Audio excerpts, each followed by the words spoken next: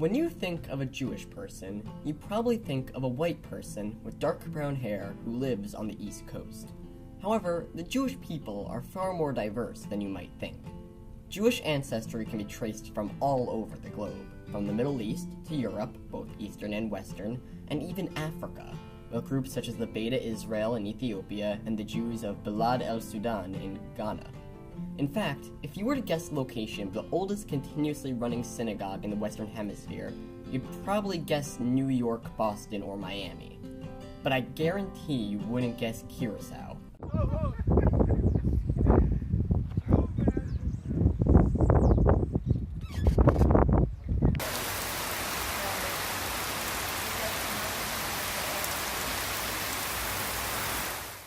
A small Dutch Caribbean island off the coast of Venezuela, and yet, here we are.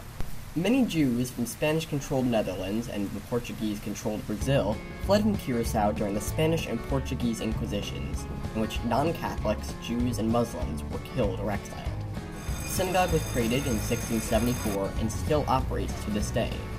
While only 350 Jews remain in Curacao, either moving or passing away, the synagogue is still one of the most popular destinations in the island's capital city of Williamstead.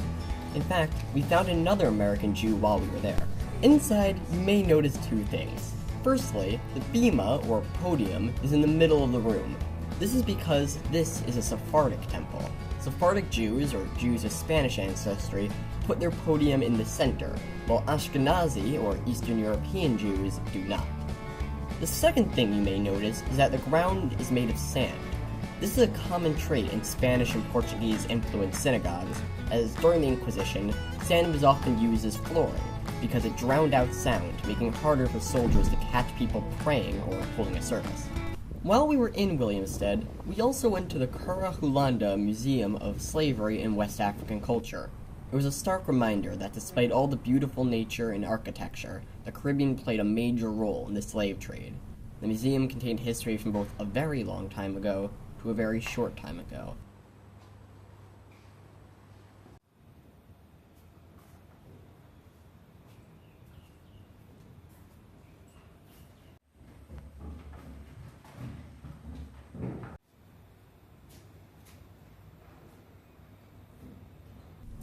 However, while we were there, we were also able to view many pieces of West African art and history. While we don't learn about it in school, it's important to see how much was accomplished by these people. Again, I think the images speak for themselves. I hope this short trip to Curacao taught you something about Jewish and African culture, as well as how you can find history in the most unexpected of places.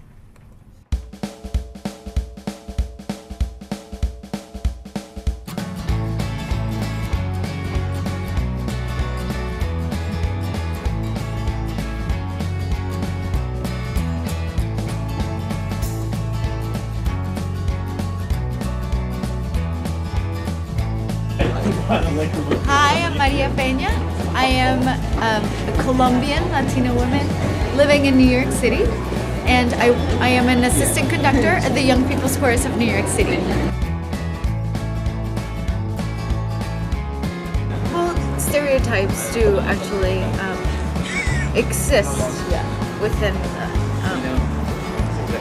all our cultures. Yeah. But I noticed it more here when I came to the United States, and because it's a nation of culture, of different cultures, different nationalities, and all that stuff. So I feel that it actually has impacted me in a good way to have been stereotyped as a Latino woman. Yeah. Because it's making me want to be more connected and to research more and to know more about it.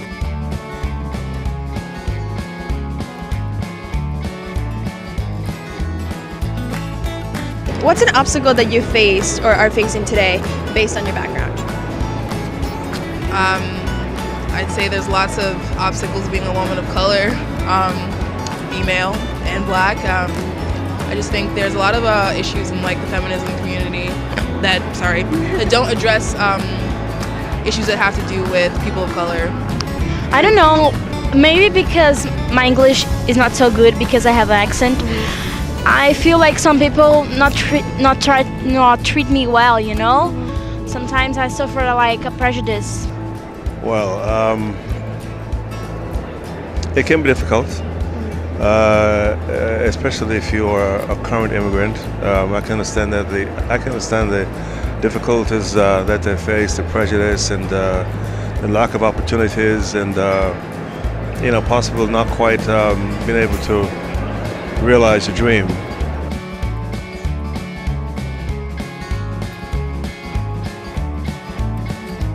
Fight against prejudice, fight against injustice.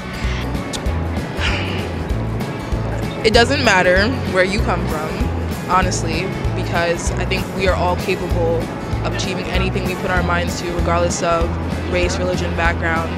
I think it's about communication. I think it's about people trying to figure out how to share with other people, and hopefully people being open to that communication about what the differences are, but also what the similarities are. The same kinds of aspirations that Jewish teens experience and desire are the same kinds of aspirations that a Latino or an African American teen have. Okay, they want a better life, they want a good paying job, they want to be part of a family and a community. These are all things that we share, and so I think any outreach that we do, any role that we play in terms of bringing communities together, the messaging is the most important.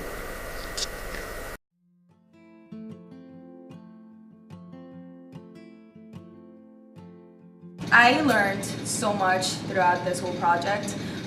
The fact that we were able to just go to the city and ask strangers from different backgrounds, and they were totally free with their answer. That was amazing. I learned to not be as shy. I feel like I became more social with people. Go ahead. My experience with the Clearlands Project has been wonderful. I've met a bunch of different people, and I've learned that like many minority groups are very similar, and they get a lot of they have a lot of the same like obstacles that they face. Thank you.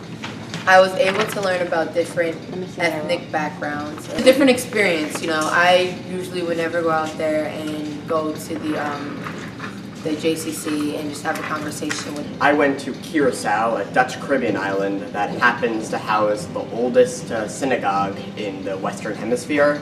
I also went to a slave museum, which focused on the Caribbean slave trade and also racism within the Western Hemisphere.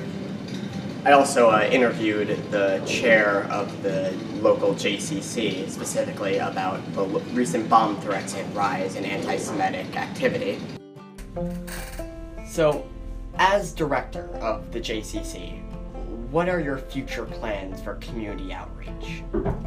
So, we're in the middle of, we're actually days away from the expansion and the opening of an expanded new JCC.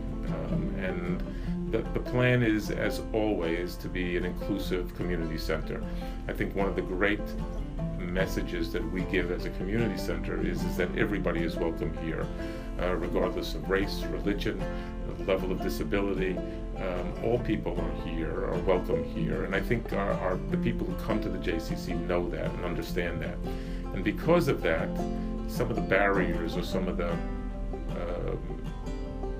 preconceptions of who people are broken down, and that there is a greater sense of community when you come to the JCC than maybe someone might anticipate.